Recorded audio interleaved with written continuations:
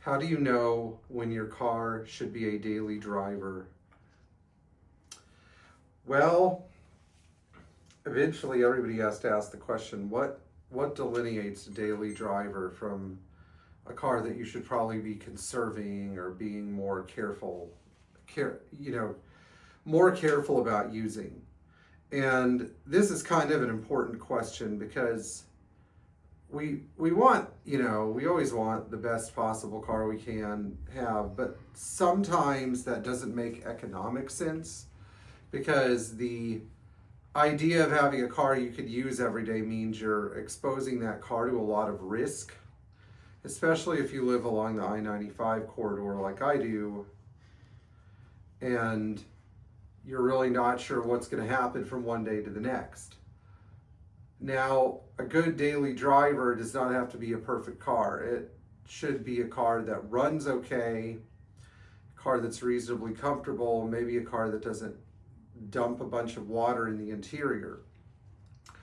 You should also not impose daily driverhood on a classic Mercedes if it's going to be driven by somebody who doesn't really care about the car they're driving. For example, I would not make my wife drive a classic Mercedes because she's really more interested in going from point A to point B. She's not really involved in the driving experience.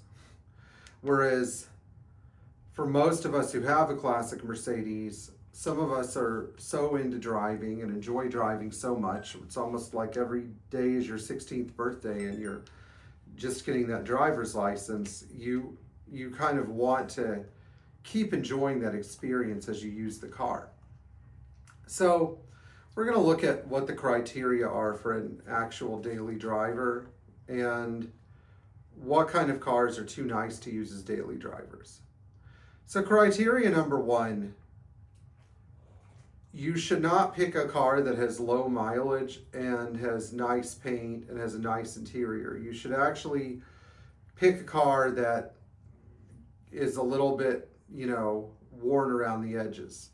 This doesn't mean you should be driving a car like my 1968 220D I used to drive where there are massive holes in the floor, but the car having some rust, the car having some miles under its belt or unknown miles, the car having some paint blemishes or some interior issues like a cracked dashboard is really not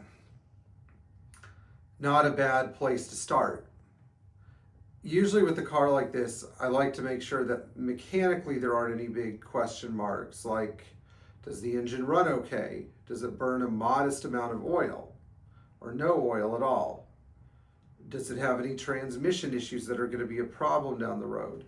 Does it have any, major electrical hazards or issues?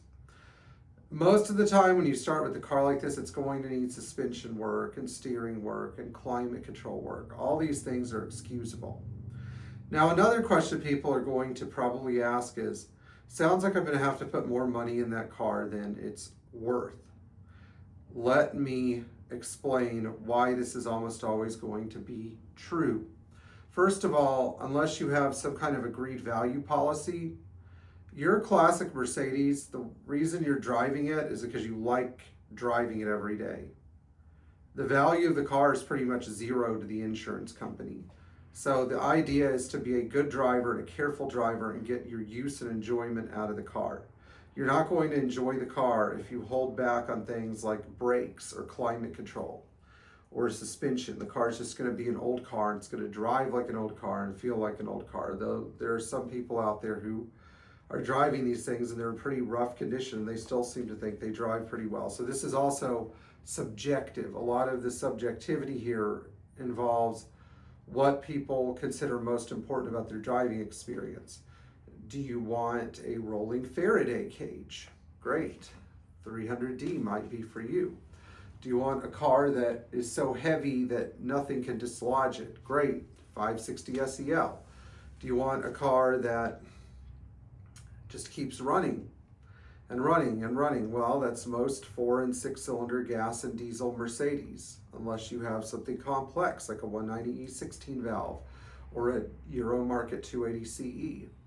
So most of these cars have a match, a personality type that seems to like and enjoy them. I personally have always liked 123 and 115 diesels because they're very consistent. But when I selected my personal daily driver, I had some pretty staunch criteria for it. For 3 years, I drove a 280 SE 4.5, and I really enjoyed it, but I could tell that the driving environment in Florida was changing. I needed a more fuel-efficient car, and I needed a car that wasn't so nice that I was scared of leaving it in a parking lot.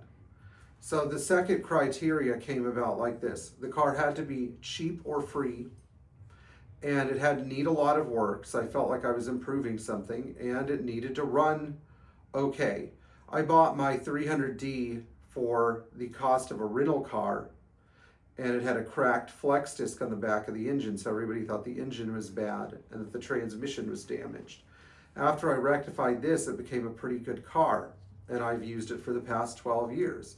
It has over 400,000 miles on it, which makes it a pretty good daily driver. Well, if something happened to the car, I would be very upset.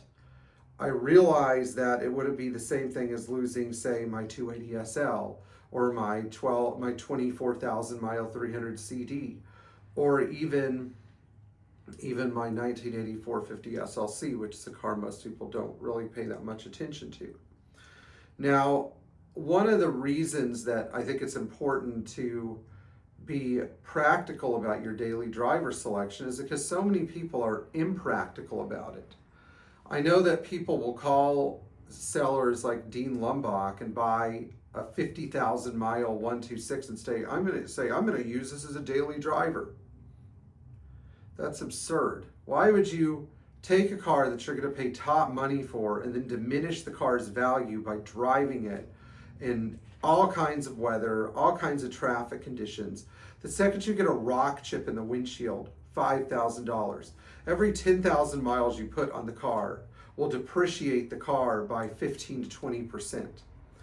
It's one of those things where if you actually want a Mercedes to use as a daily driver, you go for a car that has high mileage and you spend the money on mechanical repairs so that you know that everything in the car has been set back to zero that matters so that you can enjoy it. I think that the approach that some of my other customers have used, where they learn to do certain repairs in the car, which is the whole reason that I think people should get an older Mercedes, is a more sound approach. Now, why do I say this? I say this because the real reason that you own one of these cars is if you're a mechanically inclined individual who does not want to be at the mercy of your local Firestone or Ford or Toyota dealership, where you don't know who's going to be working on your car, or even your local Mercedes dealership, where you have the ability to resolve problems with your car for yourself without being at the mercy of a $200 diagnostic fee and a complete runaround anytime you try to take your car in for a repair. Anyway, I hope you found this video to be informative and helpful. Please like, share, and subscribe to our channel. And if you enjoy learning more about Classic Mercedes, you're in the right place. See you in the future, and enjoy daily driving your Classic Mercedes if that's what you're into.